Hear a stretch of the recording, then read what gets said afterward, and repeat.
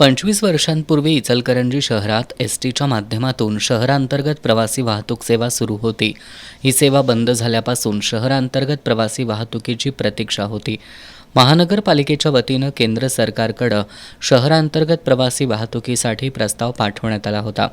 या प्रस्तावानुसार केंद्र सरकारनं महानगरपालिकेला 25 बसेस मंजूर केल्यात. त्यापैकी पहिल्या टप्प्यातील 15 बसेस 15 ऑगस्टपूर्वी महानगरपालिका प्रशासनाला प्राप्त होणार आहेत. त्यानंतर 15 ऑगस्टपासून शहरात प्रवासी वाहतूक सेवा सुरू करण्यात येणार आहे. महानगरपालिकेच्या आयुक्त पल्लवी पाटील यांनी पत्रकार बैठकीत ही माहिती दिली. शहरातील कोणत्या मार्गांवरून प्रवासी वाहतूक सुरू करायची याचा सर्व्हे महानगरपालिकेच्या अधिकाऱ्यांकडून करण्यात येत असून बसच्या माध्यमातून शहरातील नागरिकांना किफायतशीर दरात प्रवासी वाहतूक सेवा देण्यात येईल असं आयुक्त पाटील यांनी सांगितलं.